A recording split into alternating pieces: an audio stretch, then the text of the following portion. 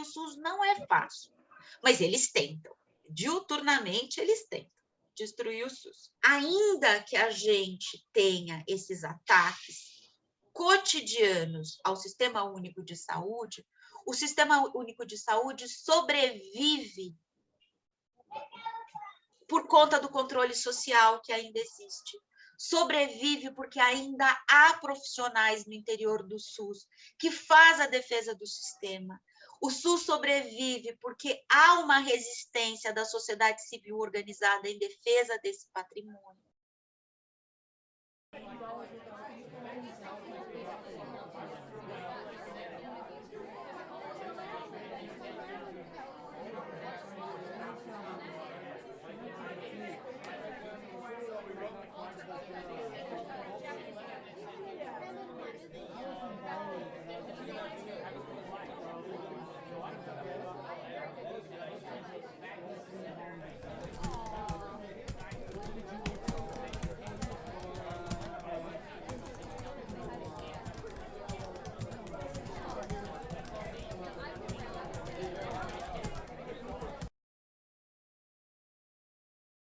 Antes de mais nada, te desejando as boas-vindas aqui ao canal Inconsciente Coletivo e a essa nossa série, É Preciso Falar sobre Saúde Mental, que é uma parceria com a Fundação TID Setúbal. Muito bem-vinda, Fernanda, muitíssimo bem-vinda aqui no nosso canal, viu? Prazer é meu, viu? Eu fico bem contente. Eu dei uma olhada nos colegas, companheiros queridos que me antecederam e muita gente bacana falando sobre isso.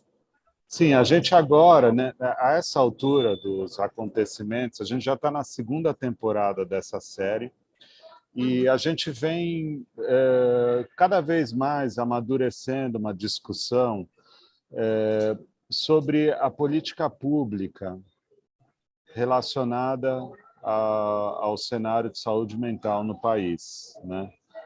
O que vem sendo implementado, qual que é o status quo atual e os desafios daqui para frente. Você poderia fazer uma consideração inicial a esse respeito, Fernanda? Eu acho que a gente está num momento muito particular, né, da política de saúde mental no Brasil, né? Fiquei pensando como é que a gente começa a responder, porque não é uma questão simples, né? Falar de qualquer política progressista, conquistada nesse momento histórico que a gente está vivendo, é falar de retrocesso, né? Me parece um pouco incompatível pensar qualquer política mais progressista que o Brasil tem nesse contexto atual. Então, a política de saúde mental brasileira, que foi construída com uma sólida referência democrática, de direitos humanos, de respeito à diversidade, de respeito às liberdades democráticas, enfim. Não seria estranho que ela fosse absolutamente atacada por esse governo, né? Então, o que nós estamos assistindo é o retorno de uma lógica, né, de um sentido, o sentido manicomial e o sentido asilar da política de saúde mental. A política de saúde mental brasileira, aprovada no começo dos anos 2000, né, com a lei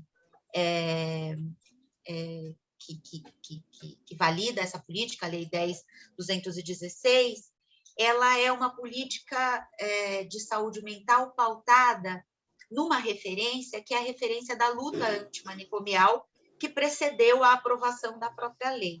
Então, o que a gente tem hoje, né, é o desmonte disso. Por isso que eu falo que é uma lógica, porque é o desmonte desse modelo. Por que o desmonte desse modelo? Porque esse modelo pressupõe o cuidado em liberdade, porque esse modelo pressupõe um trabalho de base comunitária, de base territorial, de base participativa, que é absolutamente contrária a tudo que a gente tem aprovado até então, né? Ou aprovado ou instituído pelo governo Bolsonaro. Então, é um momento muito, muito difícil. Não dá para dizer que ele instituiu uma nova política, mas que ele foi. O que tem sido feito é, por dentro da política, através das portarias, através dos revogaços, sendo destruído o que foi composto. Eu gosto de usar um exemplo, você deve ter assistido, e imagino que quem acompanha esse canal também, o filme Aquários. Sabe aquela cena do cupim corroendo por dentro?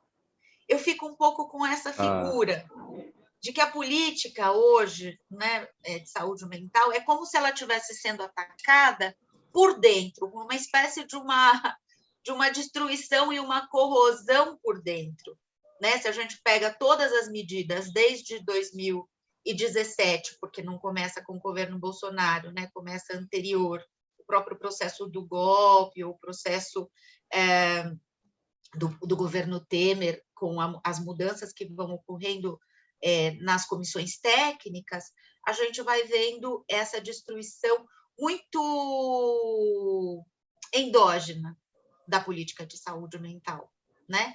Não é que os caras têm uma política e eles chegam e falam, vamos discutir essa outra política que a gente tem aqui e a gente vai submeter essa nossa política a uma apreciação, a uma aprovação e a gente quer validar. Não, é uma corrosão mesmo por dentro, é a mudança que vai acontecendo na calada da noite, é uma forma muito sórdida de destruição desse processo amplo, democrático da política brasileira. Mas na prática, o que significa isso? Na prática mesmo? Na prática significa, por exemplo, no campo de álcool e outras drogas, a gente tem a substituição do financiamento dos CAPs, álcool e drogas, do financiamento dos CAPs, álcool e drogas, pelas comunidades terapêuticas. A gente tem a mudança, por exemplo, no investimento da RAPS, da Rede de Atenção Psicossocial, que é o que institui, né, a política nacional. Então, a gente tem a Lei 10/2016 e a gente tem, para viabilizar a Lei 10/2016, a aprovação das redes de atenção psicossocial, que são as RAPs, numa substituição pelo modelo asilar dos hospitais psiquiátricos, que agora são pelo chamamento público, né, da portaria aí, do edital que foi aprovado agora no começo desse ano, o 3/22, a indicação, né, de verbas para a contratação de novos hospitais psiquiátricos, de 33 hospitais psiquiátricos. Porque qual que é o problema do hospital psiquiátrico? É evidente que há casos graves que precisam, que necessitam de um atendimento hospitalar. Né? O que a gente reivindica e sempre reivindicou foi a ampliação das enfermarias nos hospitais gerais, com leitos, né, para hospitais psiquiátricos. O que a gente tem é o velho modelo, é o modelo único no qual o hospital psiquiátrico ocupa esse lugar dos leitos em enfermarias, em hospitais gerais. Né? De maneira geral, é como se a gente dissesse o modelo da reforma psiquiátrica não foi implementado na sua totalidade e antes que ele pudesse ser viabilizado, a gente propõe uma mudança substantiva com a recuperação, o resgate desse modelo asilar, desse modelo manicomial anterior. Por que o modelo da reforma psiquiátrica ele dá um passo adiante e por que o modelo das comunidades terapêuticas e dos hospitais psiquiátricos representa um passo para trás? Tá.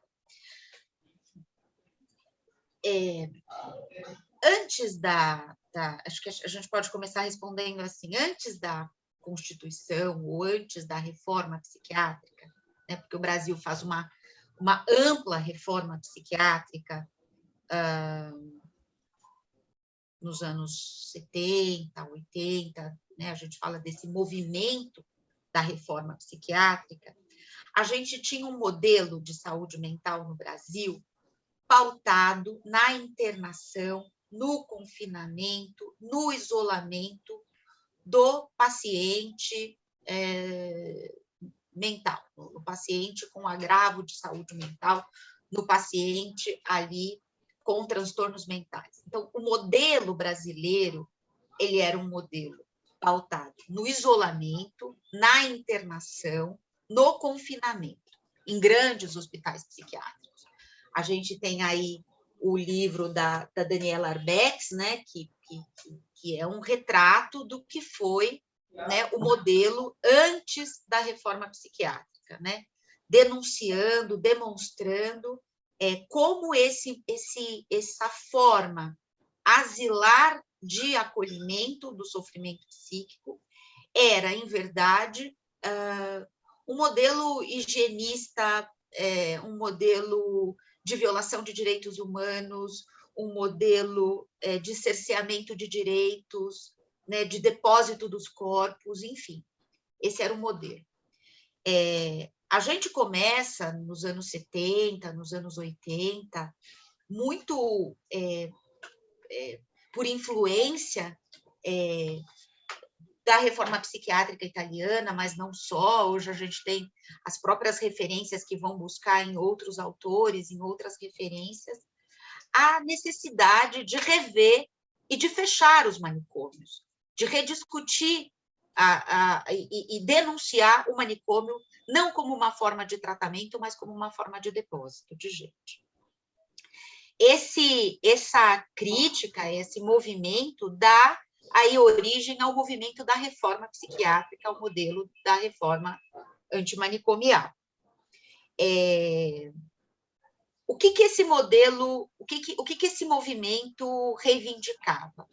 O fechamento dos hospitais psiquiátricos e a substituição desses hospitais pelo modelo de desinstitucionalização, levando essas pessoas para espaços menores, desinstitucionalizando esses hospitais psiquiátricos. Você pode imaginar o que é uma pessoa que vive 20, 30, 40 anos dentro de um hospital psiquiátrico no qual ela não tomava banho, né, não era ofertado a ela condições mínimas de dignidade humana. Eles falam da abertura desses hospitais psiquiátricos de gente que já não sabia mais falar, se alimentar, não havia registro, não havia nenhuma forma de convivência humanitária. Então, o processo de desinstitucionalização dos hospitais psiquiátricos, ele é um processo longo. A gente ainda tem hospitais psiquiátricos até hoje, mas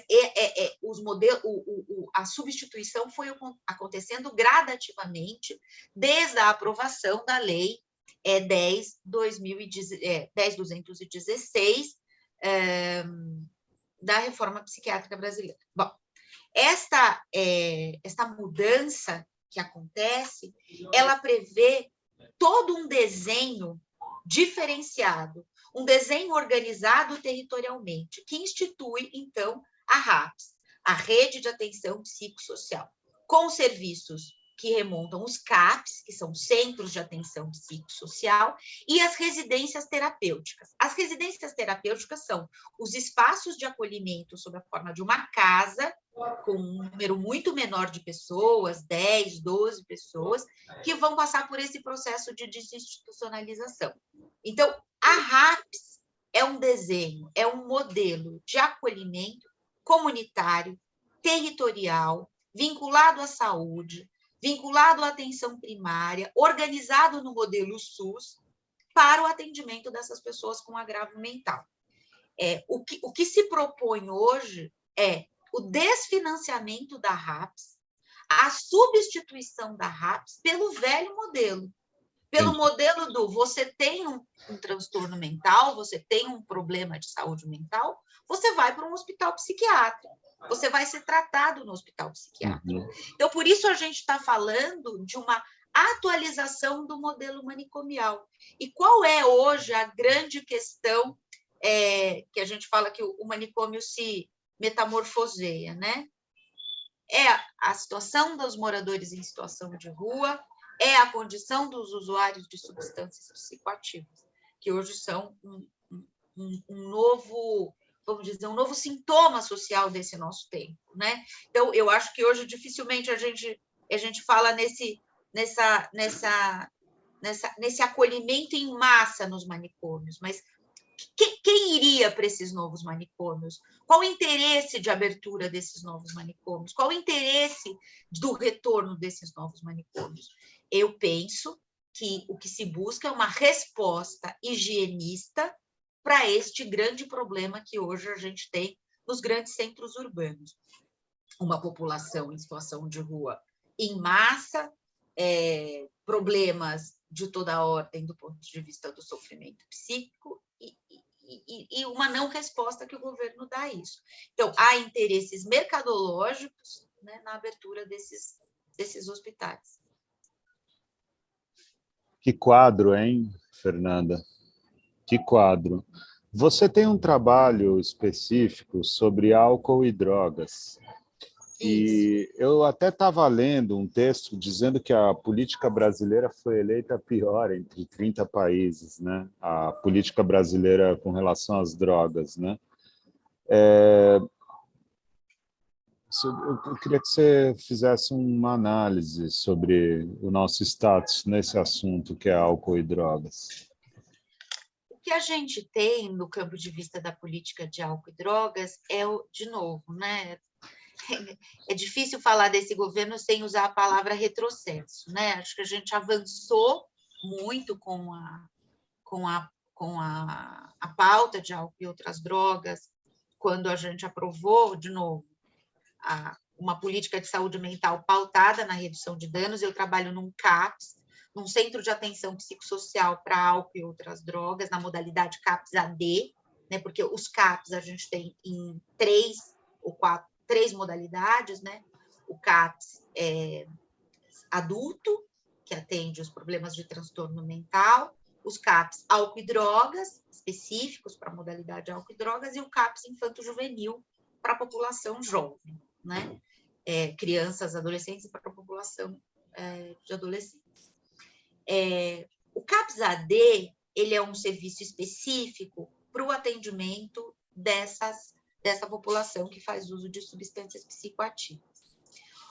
Os CAPs álcool e drogas, eles foram construídos com a perspectiva do tratamento pautado na redução de danos a partir da compreensão da redução de danos como uma ética do cuidado, né? O que ocorre é que hoje há, na leitura deste governo, uma ideia de que a abstinência é a única alternativa para o tratamento da população que faz uso de substâncias psicoativas. Então, a abstinência, ela não é em si o problema, né? Há, inclusive, do meu ponto de vista, uma falsa polêmica entre abstinência e redução de danos. O que acontece é que a abstinência, como única modalidade de cuidado, ela restringe a possibilidade de um cuidado para aquele paciente, para aquela pessoa que não consegue fazer abstinência de maneira imediata, né? A redução de danos convive com a ideia de que a abstinência pode ser uma meta de cuidado, mas ela não é a única meta de cuidado. Então, o que a gente oferta nos CAPs álcool e drogas são projetos terapêuticos singulares, os PTS, né? Projeto Terapêutico Singular, pautado num tratamento que prevê um cuidado singular. Porque, ainda que o uso de substâncias psicoativas ele possa ser analisado, olhado a partir de, vamos dizer, de uma universalidade, né? As drogas, o álcool vai se comportar, né? As substâncias, as pessoas que consomem as substâncias podem se comportar de maneira XYZ, a gente sabe que a droga, para aquela pessoa específica, naquela condição específica, requer um cuidado singular. Então, acho que essa é uma questão importante. Toda a política de saúde mental e, claro, a política de álcool e drogas não é diferente, ela é pautada num cuidado singular, num cuidado único, num cuidado pautado em cada sujeito, onde a gente vai, com esse sujeito, definir metas, vai definir com esse sujeito formas de cuidado. O que se propõe com o fim das RAPs ou com o sucateamento das RAPs é uma política de cuidados pautada nessa massificação. E a gente sabe que a massificação do cuidado em saúde mental, ela não corresponde a um cuidado em saúde mental. Porque toda política de cuidado em saúde mental massificada, ela vai ser um fracasso. Por que ela vai ser um fracasso? Porque ela não vai olhar para a singularidade, ela não vai olhar para aquele sofrimento, ela não vai cuidar daquele sujeito. São Paulo, por exemplo, que é onde eu trabalho, a gente está falando numa população, por exemplo, de pessoas em situação de rua, de 34 mil pessoas, segundo o último censo. Você consegue imaginar que uma política massificada vai ser pautada de que modelo? Tira da rua, interna, né? E aí as comunidades terapêuticas cumprem essa função, né? Como é que o racismo permeia esse quadro? Acho que você faz uma pergunta importante, né? Se a gente olhar para... A gente vem discutindo num grupo que eu até faço parte, que é um grupo de supervisão com margens clínicas, discutindo a questão do aquilombamento dos serviços de saúde mental. Acho que o Emiliano já passou por aqui, outros colegas já passaram por aqui e discutiram um pouco essa questão. 70% da população em situação de rua se autodeclarou negro ou parda no último censo de população em situação de rua. Se a gente olhar para esse dado e identificar que o que está se propondo é uma política massificada para a população em comunidades terapêuticas, a gente tem uma resposta absolutamente racista de controle dos corpos. Por quê? Porque a gente está propondo a internação em massa de uma população negra que a gente sabe que foi parar nas ruas por conta de uma estrutura política e social pautada no racismo estrutural. Então, é um mecanismo, vamos dizer de alguma maneira, sofisticado de manutenção de uma estrutura racial que sempre existiu. Que é qual?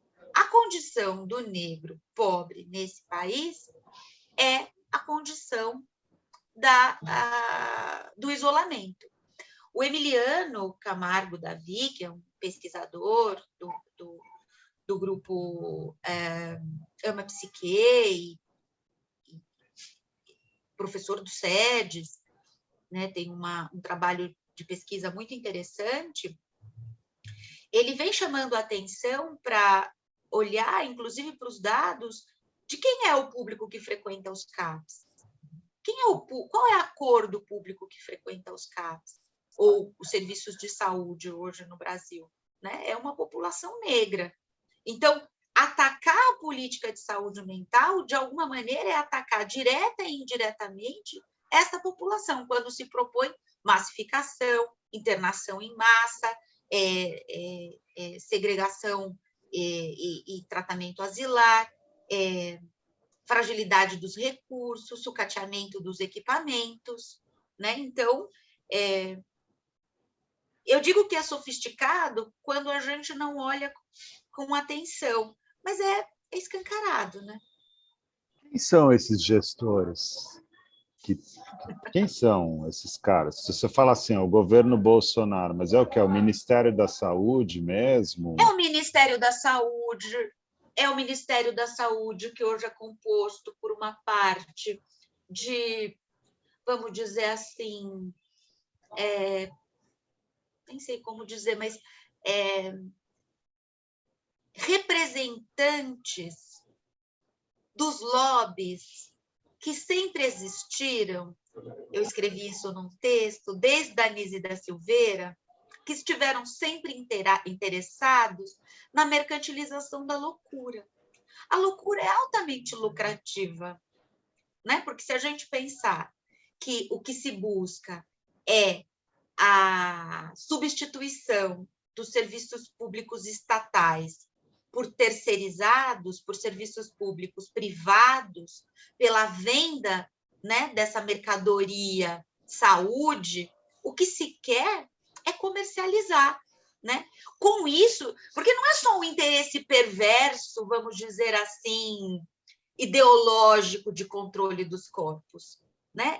É um interesse mercadológico, né? A Nise da Silveira já denunciava isso à sua época, e o que a gente vê hoje é uma reatualização, né, no manto agora do modelo neoliberal, de busca de eficiência, de eficácia, de métrica, de gestão pública, né? Então, muda-se os nomes, atualiza-se a fórmula da gestão, mas se mantém a lógica antiga, né? Então, é importante frisar isso, né? Porque senão parece que é só a luta do bem contra o mal.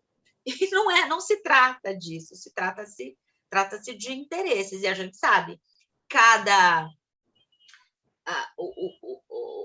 há interesses desses lobbies, desses representantes da psiquiatria tradicional em disputar esses espaços. O SUS sempre foi disputado.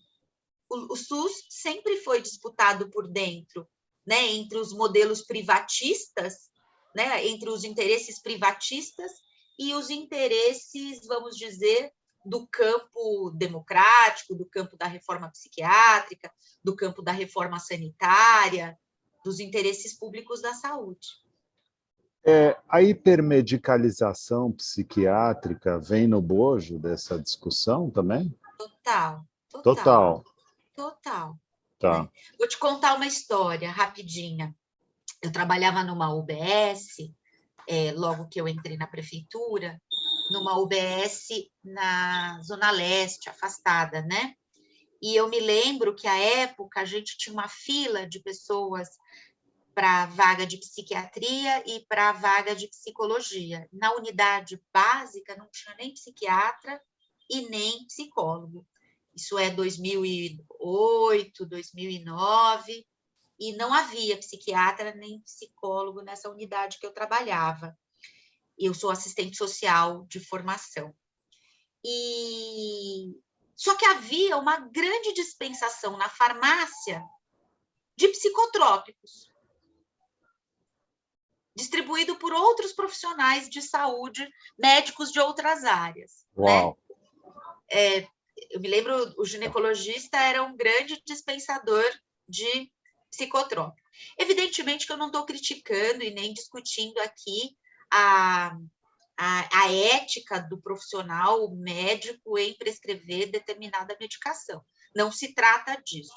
Mas eu me lembro que, à época, havia, e a gente foi fazendo grupos de escutas com as mulheres, uma hiperdistribuição, por exemplo, de Rivotril, clonazepam, diazepam, antidepressivos, as sertralinas, as fluoxetinas.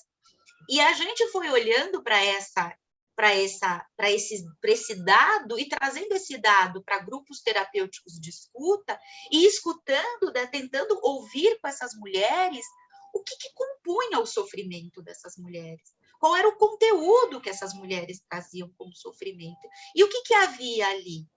É o que a gente discute desde sempre, a determinação social do processo saúde e doença, o desemprego, a questão do deslocamento dentro da cidade. Então, estava na zona leste da cidade. Essa mulher que ia trabalhar no centro tinha que pegar o metrô lotado, as condições de vida e saúde no bairro, a preocupação com a saúde do filho. Eu me lembro de uma mulher que dizia: lá em casa todo mundo é viciado. Meu filho na biqueira, meu marido no botequim e eu aqui na medicação da unidade de saúde. Então, o que a gente tem que olhar, eu acho que do ponto de vista da saúde pública, é que o sofrimento, ainda que ele seja singular, e eu falei isso anteriormente, que o tratamento deva olhar para essa singularidade, o sofrimento, ele é parte do modo de vida da cidade. Então, eu tenho sempre buscado articular essa dimensão do direito à cidade com a discussão da saúde mental. O modo de vida nas cidades tem sido profundamente adoecedor, né? E a medicalização tem sido a resposta massificada para o controle desta explosão de depressões, de ansiedades, que hoje são as manifestações sintomáticas desse nosso tempo absolutamente disruptivo, difícil, né, que a gente tem vivido. Não é à toa que as unidades básicas de saúde hoje têm um grande número de pessoas que buscam atendimento psi em todas as áreas. Então, olhar para a saúde psicossocial é olhar para a determinação social da vida hoje nos grandes centros urbanos. Ô, Fernanda, esse ano a gente vai ter uma conferência nacional de saúde mental e algumas conferências no âmbito municipal e estadual preparatórias para esse evento têm sido realizadas. Você, inclusive, abriu a conferência municipal aqui de São Paulo, né, sobre saúde mental. Queria que você contasse um pouco qual a importância dessa conferência nacional, quais são as expectativas que estão sendo geradas em torno dela, porque, que eu saiba, já fazem muitos anos que essa conferência não acontece, né? Então, você um pouco passar um pouco esse histórico e o que se espera dessa conferência. Sim. É importante dizer que, por exemplo, em São Paulo, né, a última conferência tinha acontecido em 2013. Eu acho muito emblemático, né? Se a gente pensar o que foi o ano de 2013 Uau. E o que é o ano de 2022. A gente poderia aí construir muitas analogias, metáforas, análises, né? 13, 22. As jornadas de julho e pensar nos significados e nas consequências políticas desse processo e no que a gente tem hoje. Então, a última conferência tinha sido em 2013. Então, o que a gente tem é um ano muito importante para o campo da saúde mental. As conferências, elas fazem parte do legado democrático do Brasil. Acho que é importante a gente dizer isso. As conferências de saúde, elas são espaços participativos no qual gestores, trabalhadores, movimentos sociais organizados, sociedade civil, os usuários dos serviços, os pacientes, se encontram para discutir as diretrizes, né, orçamento, propostas, proposituras para a política por um período, né? Em São Paulo, a conferência municipal aconteceu agora no mês de março, a gente tem aí a previsão para acontecer em junho, estamos numa batalha, porque tem aí a indicativo de que ela possa ser online, o que a gente quer é que essa conferência aconteça de maneira presencial, para garantir maior participação e capilaridade no estado de São Paulo, e no final do ano, em novembro, a gente tem, então, a Conferência Nacional. As conferências, de maneira geral, elas são espaços de muita disputa, né? De muita disputa de ideias. A expectativa desta grande conferência nacional é que a gente reafirme posições anteriormente conquistadas, né? Quais posições? Primeiro, de que nós somos contra toda e qualquer forma de manicomialização da vida.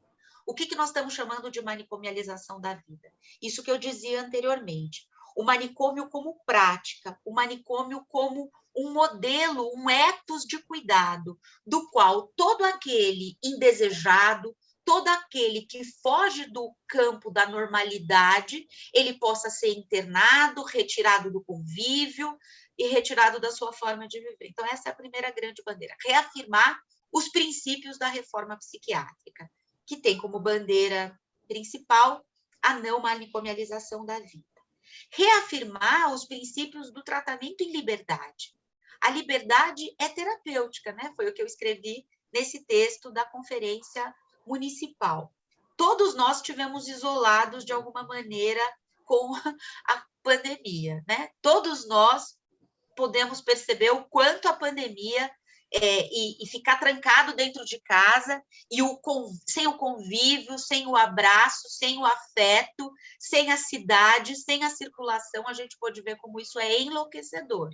Então, a gente quer reafirmar o princípio da liberdade terapêutica. A gente quer reafirmar, nessa conferência nacional, a redução de danos como uma diretriz fundamental para o tratamento das pessoas que fazem uso de substâncias psicoativas. Não como uma estratégia isolada de cuidado, mas como uma ética do cuidado, no qual as pessoas podem ter como meta a abstinência, mas não só, que o cuidado possa ser feito na sua amplitude. A gente quer reafirmar nessa conferência nacional a importância da rede de atenção psicossocial e da reinserção dos pacientes com agravos de saúde mental, os pacientes graves de saúde mental, possam ter espaços de desinstitucionalização, né, com a ampliação das residências terapêuticas. Então, é um ano importante, acima de tudo, que é um ano com eleições, que a gente possa mostrar que aquilo que a gente defendeu nos anos 80, nos anos 90, nos anos 2000, ainda precisa ser implementado. A gente ainda não concluiu a nossa lição de casa, que é de fechar os manicômios, de defender os princípios da reforma psiquiátrica brasileira, né, e reafirmar os princípios da luta antimanicomial. Em termos de diretrizes políticas, por exemplo, a revogação do teto de gastos, ou uma questão, por exemplo, também eu estava me informando que os gastos com saúde mental, eles já foram maiores, né? Exatamente, exatamente. O que hoje a gente... acho que você coloca uma questão importante, né? Eu falei aqui desses aspectos, vamos dizer, mais específicos da saúde mental, mas também nessa Conferência Municipal de São Paulo, a gente pôde reafirmar que sem mudanças estruturais no campo da política, no campo econômico, a gente não tem uma mudança substancial no campo da saúde mental, né? Em 87, na primeira conferência nacional, por exemplo, as primeiras questões que estavam postas lá era a reforma agrária, reforma urbana, era ampliação dos empregos, era um conjunto de mudanças estruturais econômicas. O que a gente vem colocando é, por exemplo, a PEC, né, do congelamento dos gastos, ela é o primeiro entrave para o investimento na saúde básica, na saúde da atenção primária e secundária. Então, essa é uma medida importantíssima, né? Mudanças no campo da política econômica são necessárias para que a gente possa ter um maior investimento. O que ocorre é que está havendo um jogo econômico de transferência das responsabilidades do Ministério da Saúde para o Ministério do Desenvolvimento Social. Então, é de lá que está saindo, por exemplo, os recursos para as comunidades terapêuticas. Então, há um manejo, né? Um jogo político estratégico, justamente para a mudança do orçamento. O orçamento da saúde, né, ele é um orçamento que a gente pode dizer que ele sempre foi considerado um subfinanciamento. Sempre foi. A gente tem aí especialistas no Conselho Nacional de Saúde que vão mostrar, por análise dos dados, que o subfinanciamento é uma marca do SUS, ainda que a gente defenda o modelo enquanto sistema. O que a gente tem hoje não é um subfinanciamento, é um desfinanciamento. Então, é ainda mais grave, porque aquilo que se pouco investia, hoje desfinancia. É que o último ataque, eu acho que isso é importante a gente deixar registrado, do qual a Abrasme, que é a Associação Brasileira de Saúde Mental, vem junto com outras entidades, né? A Plataforma Brasileira de Política de Drogas aprovou e apresentou publicamente uma nota técnica defendendo, né, a suspensão da portaria 596, que foi aprovada em 22 de março de 2022, que acaba aí com o custeio, né, da desinstitucionalização. Então, é nisso que eu estava mostrando, que é essa corrosão por dentro, né? O edital 3 de 2022, que também prevê para as organizações sociais o investimento em novos hospitais psiquiátricos, ou seja, nós estamos falando em fechamento dos hospitais psiquiátricos e o modelo Bolsonaro, vou dizer assim, o governo Bolsonaro aprova recurso para a contratação de 36 hospitais psiquiátricos. Então, é na contramão, é como se a gente tivesse... É não escutar a história, não escutar o movimento. É uma contramão da tendência global, digo, dos Total. lugares mais evoluídos, vamos dizer assim, do ponto de vista... Total. Enquanto... Não, a própria eu acho importante deixar, inclusive, se for possível, a nota técnica registrada junto aqui como um referencial, porque essa nota técnica ela vai remontando todo o histórico daquilo que fundamenta a política nacional de saúde mental, mas não só, né? Os marcos internacionais de direitos humanos e de saúde mental, no qual o Brasil ele vai rasgando toda esse referencial, né? Então, enquanto o mundo está discutindo redução de danos, enquanto o mundo está discutindo desinstitucionalização, enquanto o mundo está discutindo o fechamento dos hospitais psiquiátricos, a gente vem falando de uma política dos anos 30, anacrônica. Dos anos 40. Anacrônica e mais que anacrônica, é uma política, não queria usar esse termo, mas ela é criminosa, porque ela nega tratados internacionais dos quais o Brasil é signatário. Então, é um momento gravíssimo para a política de saúde mental brasileira.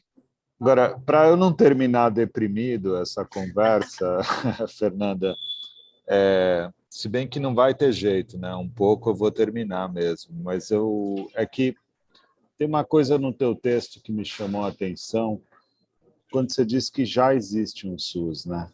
Que já existe uma política, né? Então, assim, de alguma maneira a gente tem uma infraestrutura. Olha, eu vou te dizer uma coisa para você. Destruir o SUS não é fácil. Construir o SUS foi uma batalha dificílima.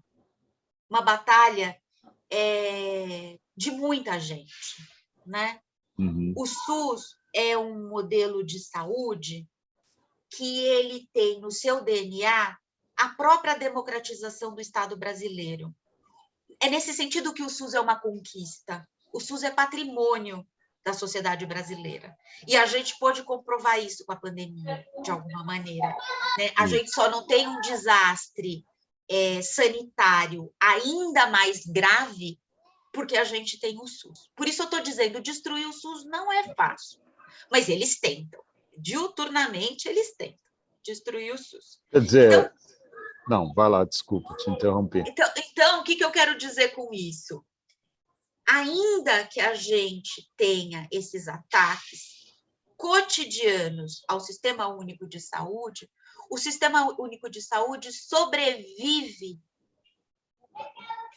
por conta do controle social que ainda existe. Sobrevive porque ainda há profissionais no interior do SUS que faz a defesa do sistema. O SUS sobrevive porque há uma resistência da sociedade civil organizada em defesa desse patrimônio. E no campo da saúde mental, igualmente.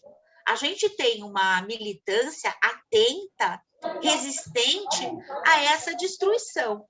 Mas os caras são bons para desfazer tudo que a gente fez. Eu acho que a conferência está aí e prova que a gente vai fazer essa briga e essa disputa por dentro. Eu acho que os movimentos, os conselhos de saúde buscam, né, fazer essa disputa no interior do SUS.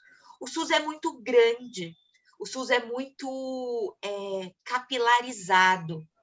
Se a gente olhar que esse Brasil deste tamanho tem em cada município uma escola, uma igreja e um postinho de saúde, a gente teria que tomar esses espaços da saúde como espaços de fazer política também. A saúde, ela tem uma dimensão política, na medida em que ela tem uma dimensão de defesa da vida, né? A saúde, hoje o postinho, às vezes, é o postinho de doença, mas ele não é uma unidade de doença, ele é uma unidade de saúde.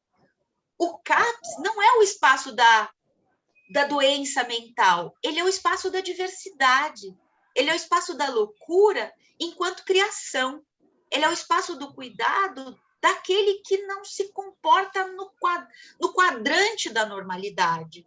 Então, o que a gente precisa resgatar é isso que é o mais bonito da saúde pública, é isso que é o mais bonito da reforma psiquiátrica, que é a sua dimensão absolutamente viva, criativa, diversa, democrática, que é isso que eles querem destruir. O que eles querem fazer é a normatização da vida. Quando a gente fala em saúde mental, a gente está falando...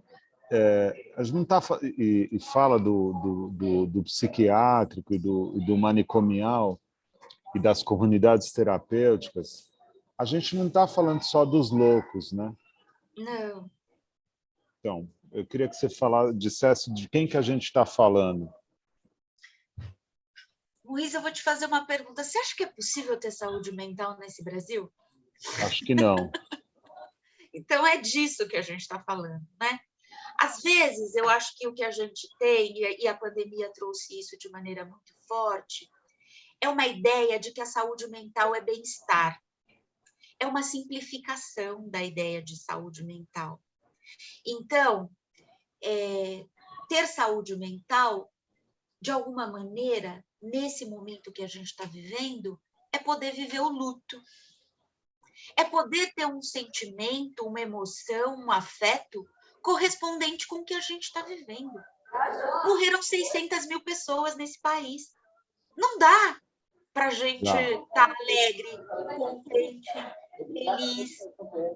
A gente ter saúde mental é ter um afeto correspondente ao que está acontecendo. E o que está acontecendo é terrível. Então, é normal, de alguma maneira, que as pessoas estejam entristecidas, sofridas, cansadas, maltratadas, porque a gente tem um governo que maltrata, que nega, que viola. Então, a noção de saúde mental enquanto negação do que eu estou sentindo é o que tem de pior. É o que tem de pior. Eu escrevi um texto, e também foi publicado no jornal Outras Palavras, no qual eu dizia um pouco isso, sabe? É possível ter saúde mental nesse contexto? O que a gente está chamando de saúde mental? Ter saúde mental é fazer uma hortinha no meu apartamento altamente privilegiado? É fazer yoga na frente da TV quando eu tenho condição de me isolar?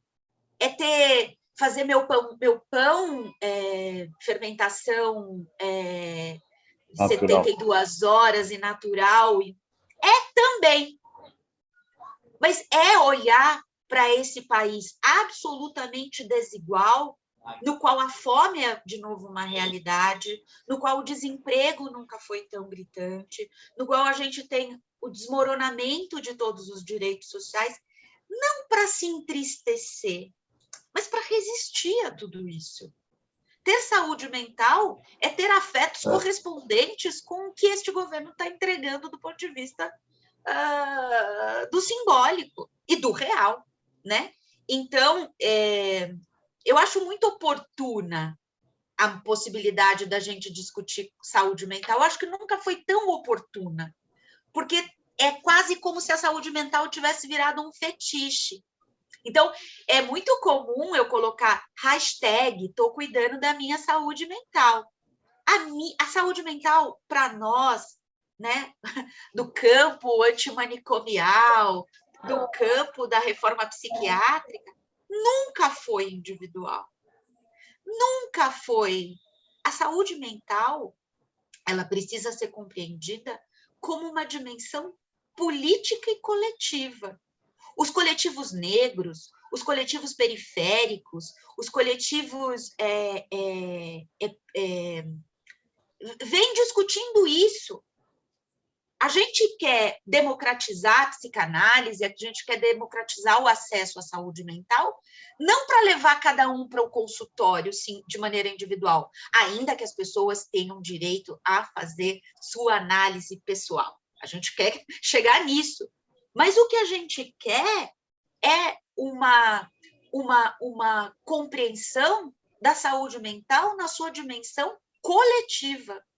Você sabe que eu resgatei esses dias um texto do Freud que é muito interessante. Eu até trouxe aqui, se me permita ler essa frase. Opa. Ele disse em 18: a consciência da sociedade irá despertar e fará com que se lembre de que o pobre deve ter tanto direito à assistência à sua mente, quanto dispõe agora de auxílio oferecido pela cirurgia a fim de salvar a sua vida.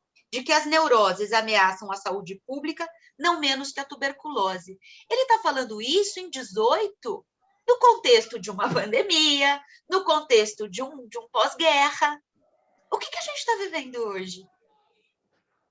Então, desde Freud, desde sempre, a gente tem uma noção de que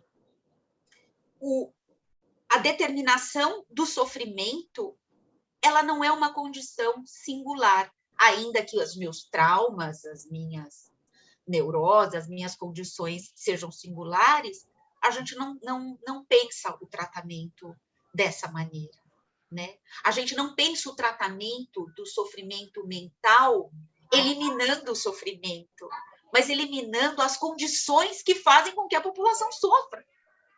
Porque o sofrimento é uma condição humana, né? É uma sociedade infantilizada, aquela que não quer sofrer. A gente vai sofrer, né? Mas a gente vai sofrer pelo quê? Pela fome, pela guerra, pelo desemprego, pela violência, pelo genocídio da população negra, pelo racismo. Então, a gente tem que olhar para essas determinações do sofrimento psíquico. Isso enquanto trabalhadores da saúde mental, gestores da saúde mental, políticos que se arvoram aí o direito de representar a sociedade e que vão ser, por exemplo, parlamentares que vão aprovar leis, precisam compreender do que a gente está falando sobre saúde mental. E aqui, para finalizar, Fernanda. Primeiro, eu te pergunto se você tem alguma consideração final, se tem alguma anotação sua que ficou de fora dessa conversa. Eu acho que eu tenho uma fala, embora eu sempre falo isso, né? Eu apresento coisas terríveis, mas eu não perco a esperança nesse sentido do esperançar, sabe? Do desejo. Eu acho que... E isso eu aprendo com os pacientes. Eu sou trabalhadora de um CAPS, eu atendo diariamente pessoas com sofrimento psíquico, né? Eu atendo homens em situação de rua, eu atendo mulheres, eu atendo diariamente, eu escuto diariamente o sofrimento. Mas eu escuto também diariamente as muitas possibilidades de lidar com essas situações, né? Quando a gente empresta, eu acho que tem uma referência importante para mim nesse campo, que é o Antônio Lancetti, né? Quando a gente empresta um tanto de tônus de vida, quando a gente empresta um tanto dessa energia criativa e aposta que as pessoas devolvem isso para os serviços de saúde, a gente consegue fazer um cuidado singular, a gente consegue fazer mudanças de vida, né? A gente consegue proporcionar espaços de mudança e de cuidado. Eu acho que é um momento difícil, eu acho que é um momento duro da nossa história, mas eu acho que a gente tem condições de mudança. Eu acredito nessas condições de mudança. Eu acho que há coletivos organizados, há conferências que estão acontecendo. Eu estava agora, antes de falar com você, com o pessoal da Maré, lá do Rio de Janeiro, pensando em redes de articulação São Paulo, Rio de Janeiro, nesses coletivos, né, periféricos, urbanos, pensando alternativas de trocas de experiência em saúde mental. Então, eu acho que tem resistência. Tem resistência por dentro dessa malha destrutiva que aparece, né?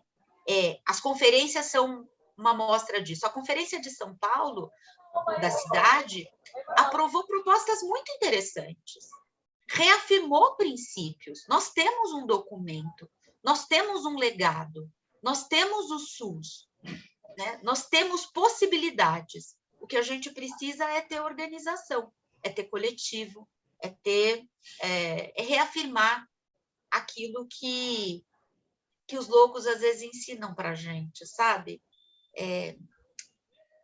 A loucura, ela é de alguma maneira subversiva, ela rompe muros, ela desorganiza essa lógica mais neurótica que a gente tem. Então, eu aposto sempre numa saída mais criativa, mais plural. Eu acredito mesmo. Não sei se é o meu otimismo, se é aquilo que me faz ter saúde mental para continuar todos os dias atendendo essa população.